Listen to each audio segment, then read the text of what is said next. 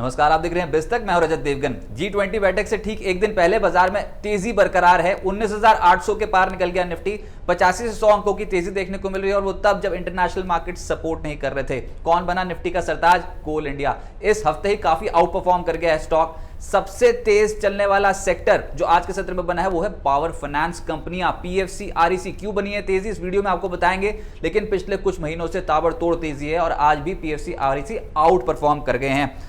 बाजार को किसने चढ़ाया? निफ्टी पे जो सबसे ज्यादा कंट्रीब्यूशन आज दिख रहा है वो है एल&टी, एचडीएफसी बैंक। इनका कंट्रीब्यूशन कल भी था, आज भी तेज है। इसके अलावा बजाज फिनसर्व, इस स्टॉक में भी आज के सत्र में एक्शन स्ट्रांग है और निफ्टी को सपोर्ट करने आया। अब सेक्टर स्पेसिफिक कहां तेजी है, देखिए। पहले तो डिफेंस कंपनियां, G20 बैठक शुरू हुई है उससे पहले एकदम से लाइमलाइट में आई और इस हफ्ते ही हमने देखा कि बहुत ही बेहतर प्रदर्शन करते हुए नजर आए। मिसाल के तौर पे सब कंपनी आप देख लीजिए। कोची शिपयार्ड, इस हफ्ते का रिटर्न है 31%, लेकिन 3 महीने का रिटर्न है ट्रिपल डिजिट, 107% चढ़ा है कोची शिपयार्ड पिछले 3 महीने में। इसके अलावा मैजडॉक इस हफ्ते 19% चढ़ा है, लेकिन 3 महीने का रिटर्न है 80%। गार्डन रीच शिप बिल्डर्स 10% इस हफ्ते का रिटर्न है, लेकिन 3 महीने का अगर रिटर्न देखोगे तो वो है 56%। ऐसे ही पारस डिफेंस, इस हफ्ते का रिटर्न 5%, 3 महीने का 34%। एस्ट्रा माइक्रो 3 महीने में 19% चढ़ा है और इस हफ्ते 11% का उछाल देखने को मिला। इस हफ्ते बीईएल, एचएएल, बीडीएल, ये सब स्टॉक्स 4% से 4.5% उछले हैं, लेकिन 3 महीने में 14%, 8.5%, 6.5% रिस्पेक्टिवली इन तीनों स्टॉक्स में रिटर्न बैठे हैं। तो आप देख सकते हैं कि पिछले एक हफ्ते में तेजी, पिछले 3 महीने में जबरदस्त चाल। क्यों हो रहा है ऐसा? एक तो G20 सम्मेलन से पहले एकदम से तेजी बढ़ती हुई नजर आई। उम्मीद यही थी कि क्योंकि इतने 20 देशों के प्रतिनिधि इंडिया में आ रहे हैं तो डिफेंस सेक्टर लाइमलाइट में रहेगा।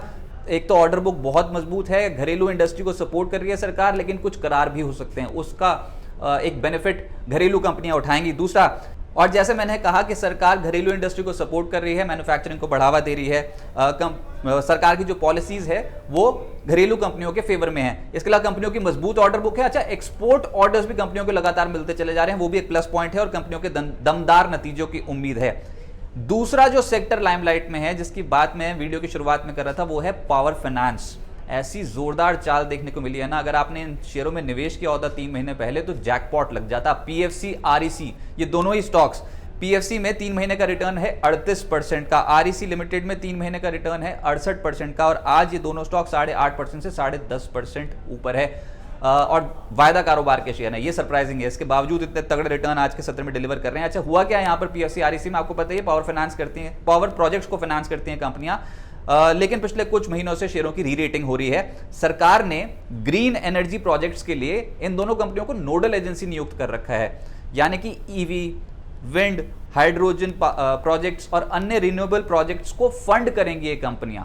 ये कोई छोटी मोटी बात नहीं है, क्योंकि यार अब सिर्फ आरईसी लिमिटेड को ही देखोगे तो 2030 तक कंपनी के सीएमडी का कहना है कि ग्रीन हाइड्रोजन पोर्टफोलियो जो है वो 3 लाख करोड़ रुपए का पहुंचता हुआ नजर आएगा। 3 lakh crore rupees green hydrogen portfolio पहुंचता हुआ नजर आएगा।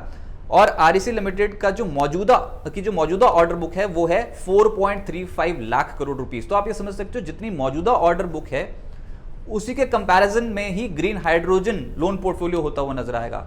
इसी के कारण आप देख रहे हो कि ऑलमोस्ट डबल हो चुके हैं स्टॉक। पिछले कुछ दिनों में जिस तरीके की चाल देखने को मिली है ना, वो अनपैरेलल है। हमने कभी नहीं देखा था कि पीएफसी, आरईसी इतनी जबरदस्त तरीके से चलते हों। और आपको पता ही है कि सरकार ने आरईसी लिमिटेड में अपनी हिस्सेदारी पीएफसी को बेच दी थी और अभी फिलहाल पीएफसी की आरईसी में 52.63% हिस्सेदारी है। वॉल्यूम के साथ आज के सत्र में जो चढ़े हैं शेयर, उसमें है पीएफसी, आरईसी, ये दोनों स्टॉक्स तेज। इसके अलावा शोभा आज वॉल्यूम के साथ चढ़ता हुआ नजर आया। ग्रेफाइट एक शेयर है जहां पर आज वॉल्यूम के साथ एक्शन देखने को मिल रहा है, स्टॉक 9%, 10% ऊपर है। बॉम्बे बर्मा में आज वॉल्यूम्स बहुत शानदार है। राइट्स एक और कंपनी है जहां पर वॉल्यूम शानदार है।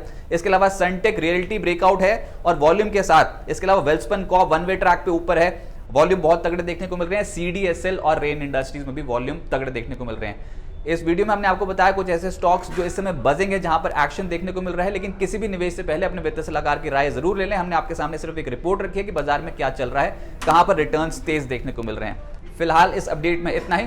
नमस्कार।